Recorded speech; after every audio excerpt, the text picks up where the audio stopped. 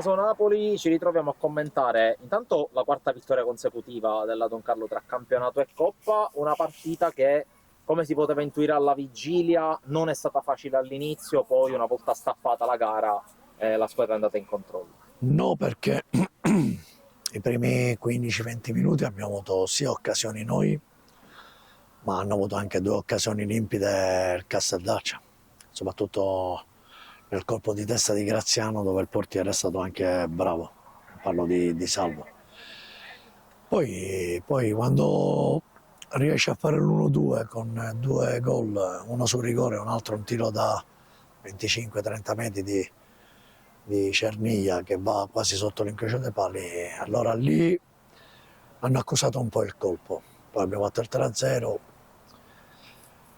e lì siamo riusciti ad arrotondare, poi nel secondo tempo abbiamo un po' gestito quello che era il risultato del 4-0, cercando di tenere il pallino del gioco. Loro anche avevano fatto anche delle sostituzioni, però diciamo che a parte alcune occasioni non è successo niente rispetto a quello che è successo tutto il primo tempo. Poi ti ho visto particolarmente attivo, quasi una specie di suggeritore, una specie di spalla per Silvio Tripoli. Nel secondo tempo hai cercato un po' di incoraggiarlo. Perché quando tu vai sul 4-0, tante volte io quello che ho chiesto all'interno dello spogliatoio è quello di non abbassare mai l'attenzione, che rischi di farti male, rischi di magari che la squadra avversaria che è ferita magari possa fare il 4-1. Se abbassi il grado di attenzione e di concentrazione non è facile riacquisirlo nuovamente e velocemente.